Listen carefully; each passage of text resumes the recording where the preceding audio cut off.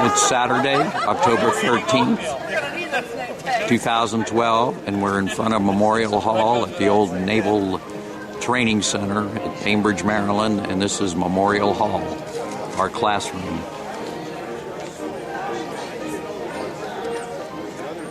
We're here for the NAPS 1967 45th year reunion.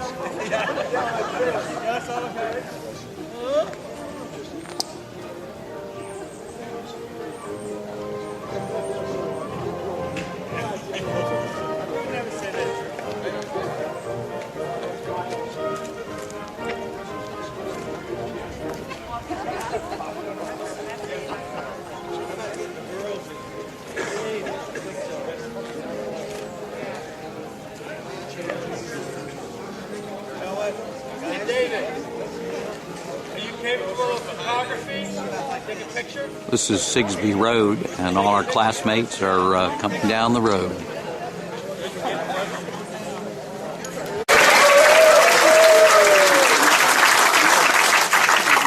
Captain Bob Antonio and his wife Gloria. Bob, as you will recall, was our assistant academic director.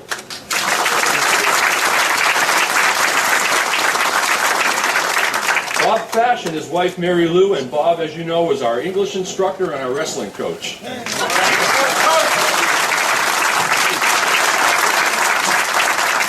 Dale Reese, who was our physics instructor and print club advisor.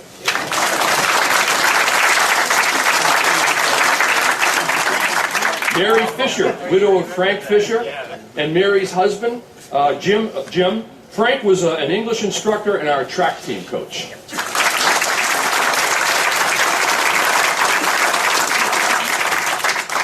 Reverend Barry Gray, resident of Port Deposit, Maryland, was also on the Bainbridge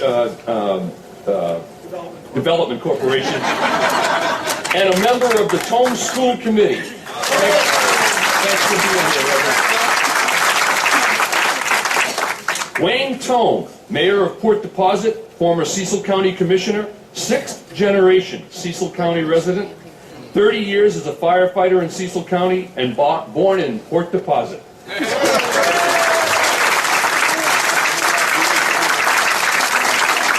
Wayne disappeared. Walter E. Buck III, resident of Port Deposit, former board member of the BDC. His father graduated from the Tome School in 1940.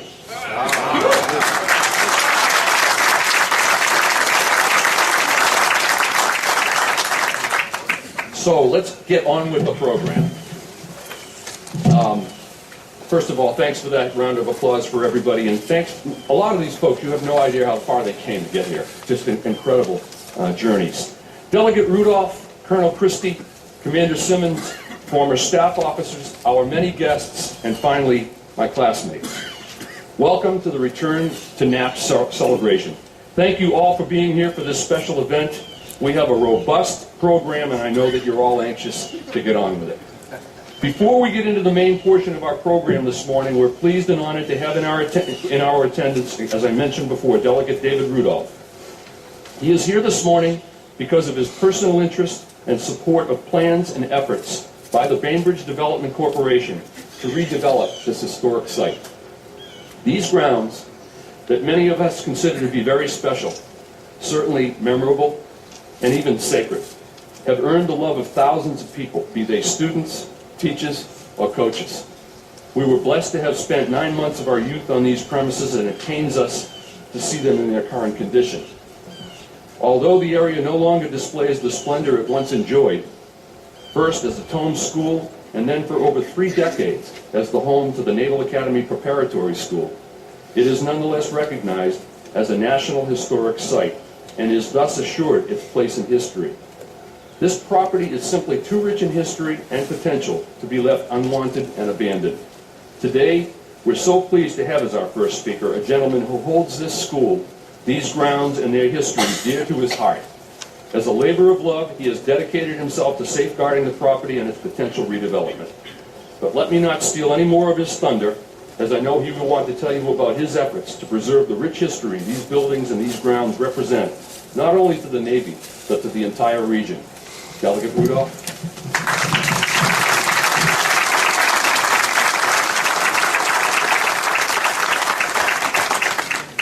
Good morning, everyone, and welcome to Cecil County, and more specifically, welcome to Bainbridge Naval Training Center. In my heart, it will always be the Bainbridge Naval Training Center because this is indeed special. It's very difficult for me to actually stand here and watch the guys come in because the pride that I saw in your faces, and truthfully, we're about the same age. You just can't measure. You can't understand how much of an impact it had on me. We may not be in the shape that we were when we were 17, but the pride and the honor that you demonstrated this morning is something that this individual greatly appreciates. And those of us who weren't with you in the class of '67 owe you a round of applause, and we'll everybody give these guys a round of applause.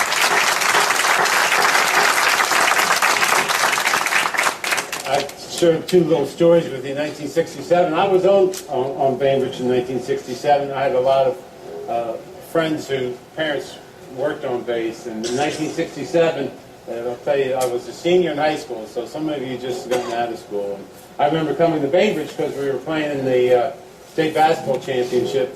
I made the team because I was tall. But Bainbridge was the only place in Cecil County that you could go to that had glass backboards. Right here. So we came to Bainbridge Naval Training Center to go to your gym to use your glass backboards. Because no other school in Cecil County had glass backboards. So I remember coming here in '67, but prior to that, my brother went through basic training at Bainbridge. So indeed, I go back to the early '60s when he was here for basic training. '67 when I graduated, and then I went to college and came back and became the principal, an assistant principal at Perryville High School. At Perryville High School at that time, Bainbridge was still open.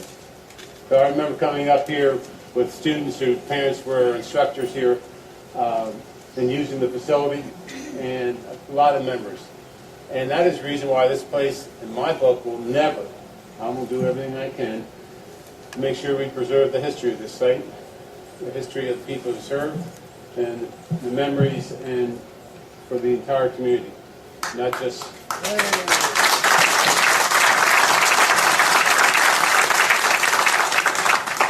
I've seen many photographs of what this used to look like even when you were here in 1967.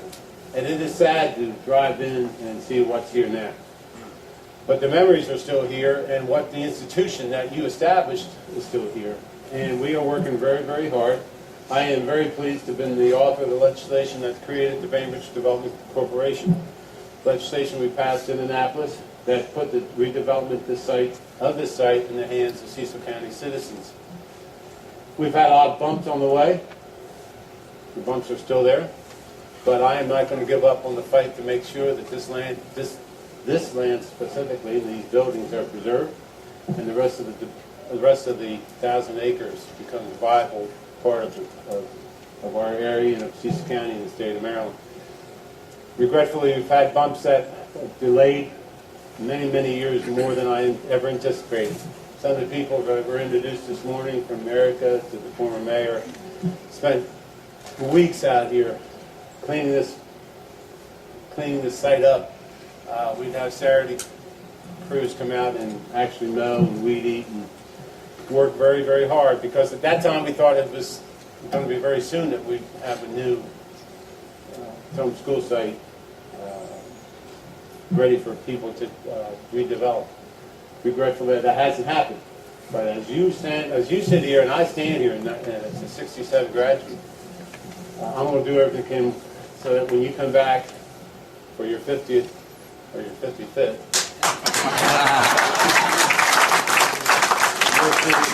you'll see a site that you'll be proud of, and we'll restore the site back to its glory. It may not look the same, but hopefully your memories will always be in the buildings that are still here. The fact that you're here today, and what a beautiful day, John, to have a great event, marks a great day for you as an organization, and you should be very proud of that. I get to spend a lot of time in Annapolis. Matter of fact, one of my dear friends is as a graduate of the Naval Academy, and he happens to be an insurance lobbyist, so he beats on me all the time because I happen to be the vice chairman of the committee, the Economic Matters Committee in Annapolis, and but this gentleman and I tells me all his stories about going to the Naval Academy and his love for the Naval Academy, and periodically he gets to demonstrate that love by allowing me to join him on the golf course at the Naval Academy. But I also had the opportunity to play here at the course here at Bainbridge. It's beautiful. Today is a very serious day for you, but a great day of bringing back memories and happiness. I hope today and tomorrow is the high point of your fall. Regretfully, I have 2 more events I have to go to, so I cannot stay to celebrate with you, but I want you to know how honored I am to be before you, how honored I was to have a brother who served 20 years in the U.S. Navy, and how honored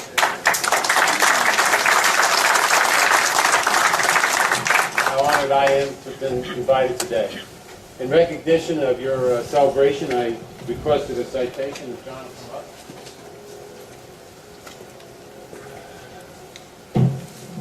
As with age comes glasses. And I'd like to award this to the class of 1967. It reads, the Maryland General Assembly official citation.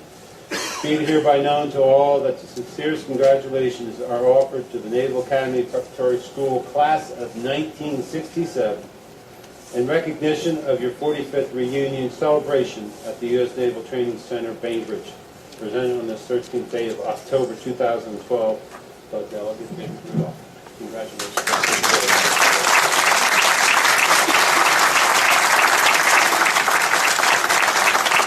I'm going to depart, but had a great day. I really loved reading the document. I think John, you put that to his, The website? Yes. Yes, sir. A lot of great stuff on there. I love reading about, sometimes you got to walk on the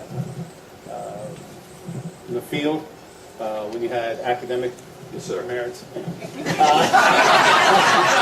all did. and I've enjoyed reading that because when you introduced Mr. Buck with his father, I remember Judge Buck telling me, Judge Buck, this land was, I mean, so sacred to Judge Buck, and it's still sacred to the family. Judge Buck would say, he would talk to me about the football field up there where you guys got to walk and his memories of the site, and it's just, I hope you get to drive around. When you drive around, realize there is nothing to see. The only thing you have, but it's important to drive around because you still have your memories. And those memories are vital for you to have, even though you could be sad, and I've seen many people have tears in their eyes. The fact is that what is something for you to remember is that, yes, the structure is not there, but the memories are there, and your service to this country will never be forgotten. Thank you.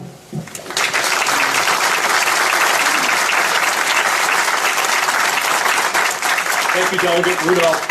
And we know you have a very busy schedule, and that makes it even more important to us as to how you could break away and be with us today. You were the right guy.